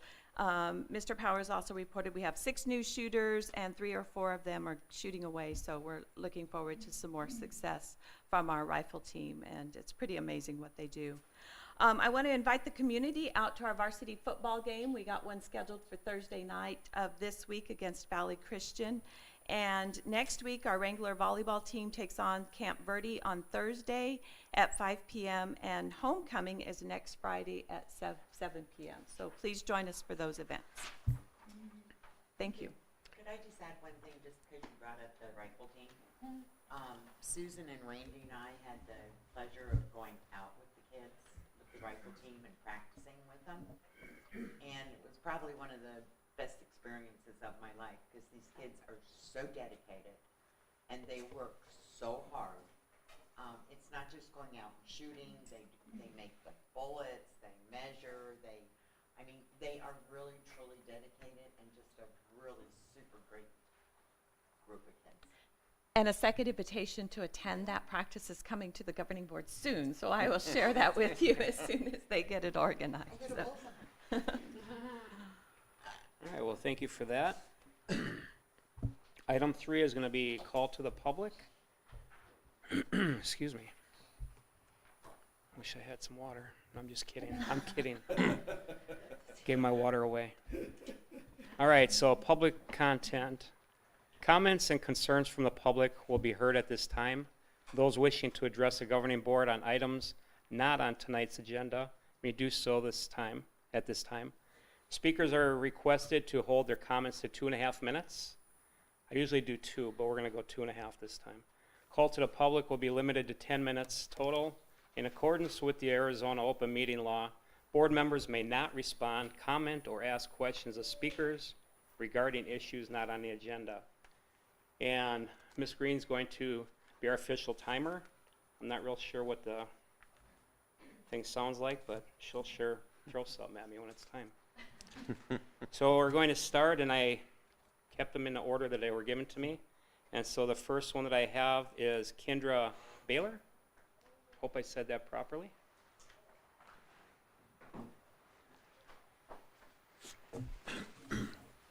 I've never been to a school board meeting before. So I'm here on behalf of the students in our community, and I'm sure you guys are more pleased with the numbers compared to the last meeting that you held. And I wasn't going to come because I was sure that the questions that I had probably weren't important to what the other questions were parents would have. But a friend texted me and told me that there wasn't very many people here, so I came. My concern at this time, along with a lot of other people in the community, first of all, I moved here in 2017. My daughter was enrolled in the WCA for the first semester of her freshman year, and then enrolled in WVA for the second semester, and was enrolled in WHS for her sophomore and junior year, and was virtual her senior year. So I feel like I have an interest in the community and our school. I have a heart for kids, and I have a heart for parents, and like many parents, I'm disturbed by not only the events that have taken place with the student body and how they're treating each other. I respect every staff member here that has had to deal with the situation, but my main concern right now is what we're going to do to support these students moving forward, and what are we going to do to provide them with something to build them up and create unity in the school. They're dealing with uncharted territory, just like all of us are, and they're heated and they're easily influenced, and I feel at this time it would be a great time to bring somebody in and really bombard them with positive speakers in the school. I personally wrote an email to the principal, which I know he's overwhelmed right now, saying that I would volunteer to look for somebody to bring in, because I'm sure that there are other things of importance for you guys to address. I still would be happy to do that, but I just wanted to go on record for saying that. And I also want to go on record for saying that I fully support my friend Kristen Threewitt, that has done a lot of work on mediation and given the information to the principal and the board. Thank you. And number 2 is Kristen Trewitt.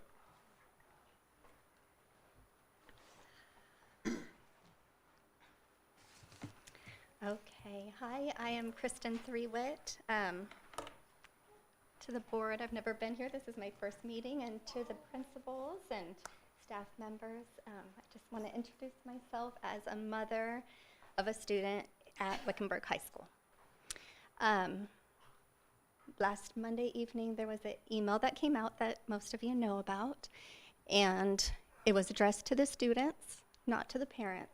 So that right there was an issue to me as a parent that has a minor in the school, that the way that this was handled, and I realized that we can't change the way that it came out, but the way that it was handled, being addressed to the students, was upsetting first and foremost. It came out also on Facebook, so our community was upset as well how this was addressed. Now, I'm not saying that the transgender children, teens, are the enemy at all. Please hear my heart.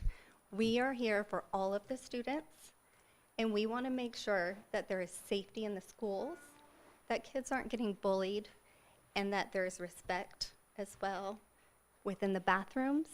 But now there's been other issues that have come up with threats of gun violence.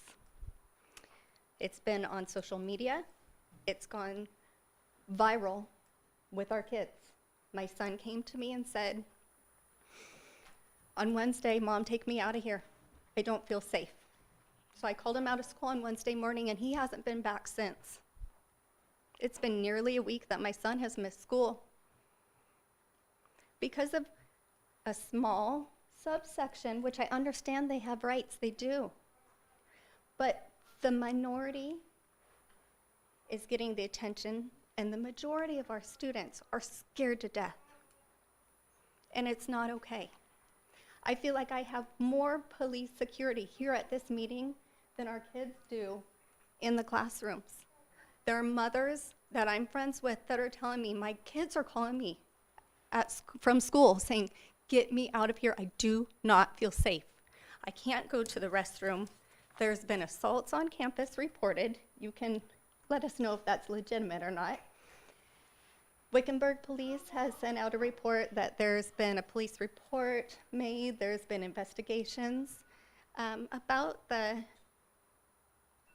supposed students that are saying that they're going to shoot up our schools. There are many issues that need to be addressed. I am a student at ASU in the law department, and I contacted Principal Gorman with a wonderful resource that we have. He's the head of the mediation department at Dr. Broberg, and he's willing to step in for our community and do anything possible to help reconciliation between the community, the students, the staff, everybody and anybody that's willing. And he said it's going to take a team. It's more than one person can handle. We can't do this anymore. It can't be done just by Principal Gorman. It's too much. It can't be the superintendent. It can't just be the board. It has to be everybody coming together. Right. Okay? Thanks, Kristen. I want to just, can I make a motion that next meeting we put this on the agenda? Specifically that we can talk about this? What I'm going to have you do is contact the district office. Okay. And talk to superintendent and talk that through, and she'll Okay. tell you a process. okay? Wonderful. And I would like to leave with the board. I have an extra printout. Mesa's already gone through this. Mesa High School, they have a precedence that they've already set, and maybe we can look into some other options that they've done. Okay, thank you. Okay, you're welcome. Thank you. Next up, we have Nash Oliver.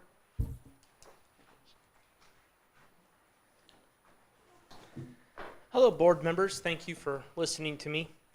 As we got here tonight, we said the Pledge of Allegiance and said, for one nation under God. And as a man who believes in God and having transgender going on in our schools, as this young lady had said, that it was not addressed to the parents, it was only addressed to the students. What you're doing is something that has not been broken for hundreds of years in the school district, and all of a sudden something has been changed. And what you're doing is you're opening yourself up to have people who don't want that, don't believe in that. Now what do you do when someone who doesn't believe in that has to go to the bathroom with someone who does? As we're hearing, there's violence going on. My children don't go to the public school, but if they did, I would not have them go there. When you're looking at the situation in a school district, parents depend on the leaders of a school district, principals, teachers, to make the right choices and to look at the parents and say, we're here for your children. But if you're not going to make that decision and you're just going to make an email and not have the guts to say, parents, this is what we're thinking, what do you think we should do? Well, then we have to look at everything and examine, because once you give yourself to that, it's only down road from there. Because our First Amendment, or one of the amendments, First Amendment, is I have the right to speech. But that means that I can go around and I can come here and I can speak. But that also means that people who peddle pornography can do the same thing. I don't want my children subject to that, but I have no choice, because someone took something that was right and took it down the wrong road. And now it's only a matter of time before more and more and more and more and more. At some point in time, we as a town, and I've lived here for 43 years, my whole life, graduated from Wickenburg High School in 1997. And as someone who is raising 6 children in this town, hopefully that they get to live here for a long period of time, I would like to be able to have the choice, if my children are going out to do something, to be able to decide what's going to be out there instead of somebody else deciding that for me. And it's just a shame that that happened. It's a shame that the violence is going on. And I'm not here to say that I hate anybody, I'm not angered at anybody, but when we make choices, we have to look at not just for the choices of people who are different, but also the people who have to put up with that. So if there were things going on that weren't there, why did we change it? Thank you. Thanks, Nash. Next we have Joanne Pierce.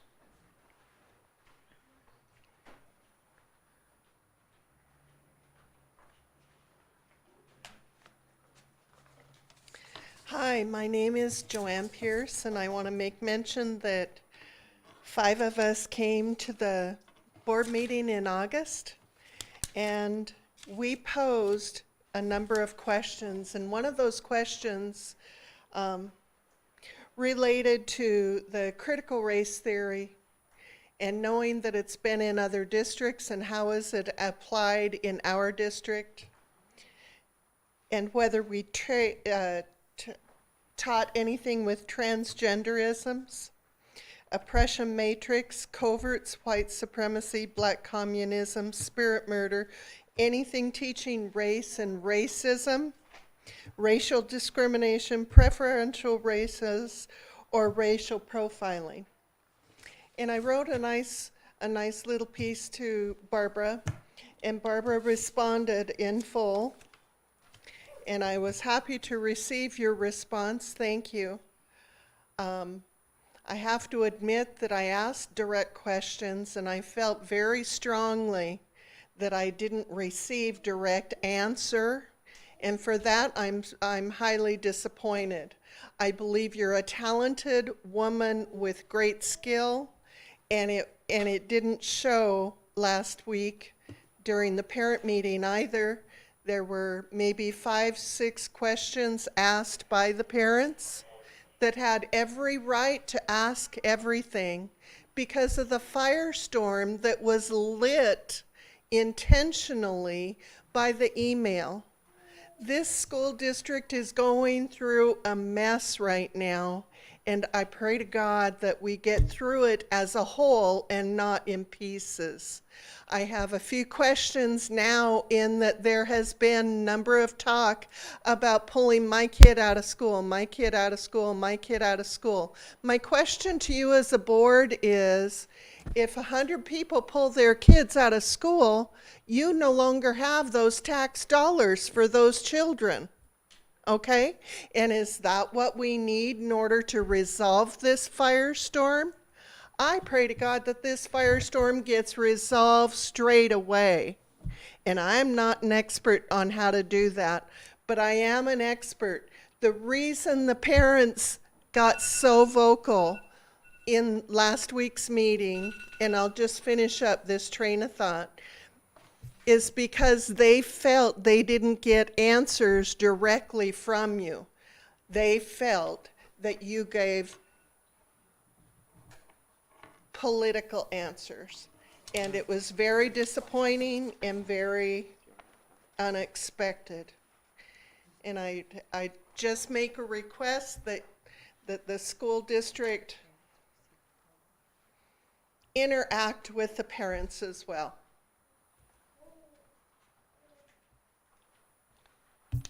Thank you, Joanne. Next, we have Victor Bedorn. I just wasn't sure I was going to speak, and I have no formal agenda to write here, other than, as I'm hearing from kind of roundabout, a lot of political, nice talk and things. The transgender thing is going to be a real problem. I would really hope that we would start standing up for some moral rightness and things that we know are right. The entire thing is against nature, it's against science, it's against the very basic common senses of law. Everybody knows that. We don't want to be encouraging mental illness or psychotic behavior. When you go down this road, it's already happening. I don't have children in the public school, but I'm afraid this is going to not just stay in the public school. By doing actions like this, you're going to be waving a red flag in front of a bull. There's already violence, problems going on. It's time to stop this kind of thinking. It's time to stop this political correctness. These are not right. Men are men, women are women. Everybody knows this. It's against biology that you're even teaching. So I implore you to stand up as decent people. Don't be bullied by the federal dollars. And I'll tell you, if you have to, it's time for some civil disobedience. Pull your kids out of school. This is an outrage. It's wrong. And there is no justification for it. Thank you. Thank you, Victor. Tony DeLoria? I hope I said that right. Hi, I'm Tony. I've been here in this town for 50 years. Next year will be 50 years. My uncle went to high school at Wickenburg High School. I went to high school at Wickenburg High School. All three of my children have gone to school in Wickenburg High School. I now have 11 grandkids in the Wickenburg School District. I have 3 at the high school, 2 grandsons and a niece. The grandson and niece live with me. I have 2 at Vulture Peak, and I have 3 over here at Haciampa. So my concerns are the bathroom situation, the transgendered situation as well. I kind of understand where things are going, and I know what I believe. I'm a Christian, but I know that not everybody is. And so as I don't want them tearing down our rights, I don't want to tear down their rights either. However, I learned something at the meeting, the parent meeting the other night at the high school, that our bathrooms don't have doors on them. So I want you to consider how a girl that's menstruating is going to be okay with a boy coming into the bathroom, that's a biological boy, coming into the bathroom, and there's no doors on the stalls. I don't understand why there aren't doors on the stalls. I don't understand why we wouldn't just have all private bathrooms. There are doors on the stall. He said there were no doors. He said he took the doors off the stalls. That's what he said. I would totally be even willing to help raise money for private bathrooms for all the students. I think they all should be able to have a private bathroom. If we can't protect them, they need to have private bathrooms. I don't think any of you would want to go to the bathroom with a girl walking in the door when you're using the urinal or when you're using your bathroom if a boy's coming in the door, a biological boy. It's a biology thing. It's not a physical, it's not a mental, it's not a psychology thing. It's a biology thing. And that's what I'd like you to consider, that maybe we all need to get together and raise money. I'm willing to do my part, but I do believe we need private stalls. Thank you. Thank you, Tony. Got Malachi Carr.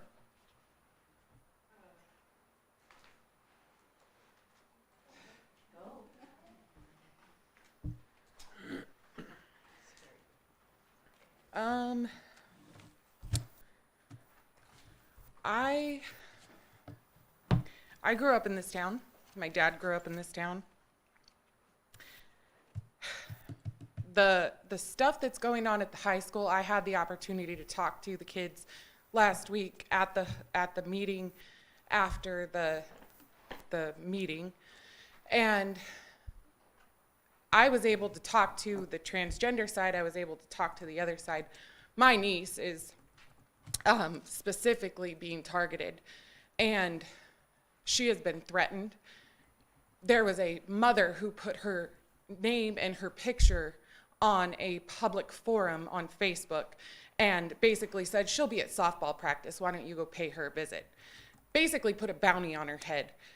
This decision by the superintendent has caused division in this town like I have never in my life seen. I have lived here 37 years, and I have never seen the division that this decision has caused. I am disappointed. I am disappointed in whoever put this into place. I am disappointed. As a member of this town, as an alumni of Wickenburg High School, it's disturbing to me. One person has caused this dissension, this animosity, and it is disheartening to see that this one person has more rights and more attention than the entire student body as a whole, who agrees with these townspeople that are here representing the majority of Wickenburg. And I know that I'm not the only one that feels this way. You've heard it from everybody. Everybody feels this way. And I have a small child, and at this rate, if this is how it goes, she will not be a third-generation graduate of Wickenburg High School, because I would never allow this. I mean, it's dangerous, there's threats, but not only the danger, it's warping. Like, no wonder our kids are confused. Like, boys go to the boy bathroom, girls go to the girl bathroom, period. Like, there's no room for negotiation there. And Ms. Superintendent, after our conversation the other day on the phone, I still do not understand your decision. I know that you and I talked in length on the phone, but this is not a law. It is not written in Title IX. It is up for interpretation, and you took it and chose to interpret it as a rule, and that is not fair. That's not fair to our children. It's not fair to our community, and I'm very, very, very disappointed. Thank you.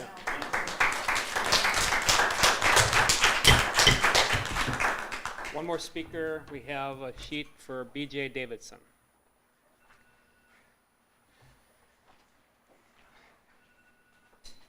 Well, I asked to be last for a reason. I figured they'd already say everything that I wanted to say anyhow, and kind of they have, but I'm going to go ahead and look at my notes real quick here, just so I don't forget.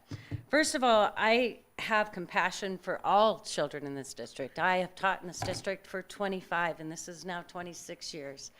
I love kids, and I'm saddened by that they've been bullied on both sides, whatever side you're on. I get real sad to think that kids are being bullied for whatever reason. However, this bathroom issue has caused safety problems. I know that that's the whole basis of our district, is to keep our kids safe and to educate them and bring them up healthy. And I've heard the word safety being brought up a lot. The problem is I know that things are happening in the bathrooms and are being reported.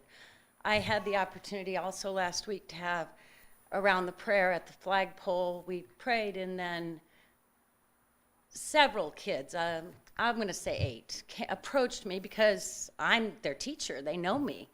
And they were reporting many things that were going on in those bathrooms, and it's horrible.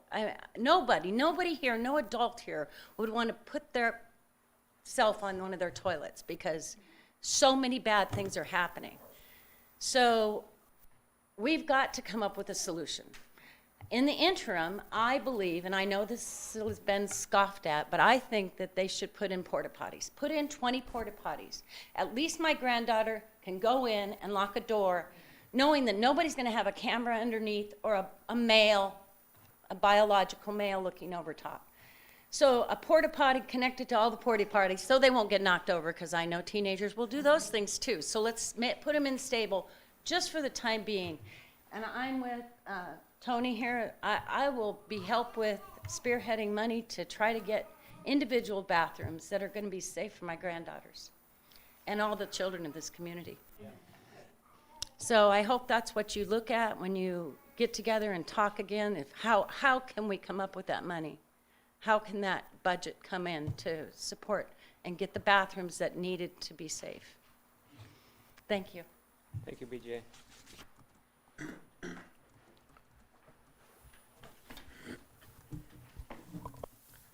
All right. Item 4, consent agenda. Does any board member need anything pulled before we take action on the consent agenda? Hearing none, entertain a motion for the consent agenda. I'll make the motion to approve the consent agenda items for September 21st, 2021 as submitted. Second. All in favor? Aye. Opposed? That motion carries. Thank you. Item number 5, action item, request for approval of financial reports presented by Ms. Erin Johnson, Executive Director of Business Services. Thank you, President Malio. You guys have the reports in front of you. Again, I don't have the dashboard like normal. We still don't have our 5cast up and running, but you still get the figures that you need here. So you can see that we are spending on track for where we should be at this point in the year, both in M&O and in capital. We haven't had any extraordinary expenditures to this point, so no unexpected expenses as of now. So no surprises to my understanding. Budget balances are in compliance, and we are positive. Thank you. Anybody have any questions for Erin? Can entertain a motion for that? I'll make the motion to approve the financial reports as submitted. Second. All in favor? Aye. Opposed? That motion carries. Okay, we've got items for future agendas. Anybody have anything to add to what we've got? Okay. Next item is our announcements in our calendar, and we do have the calendar in front of us, assuming everybody has theirs. Yes. Thank you, Lynn, for that, putting it together. And then we've got item number 7. I'll make a motion to adjourn. All in favor? Aye. Opposed? The motion carries.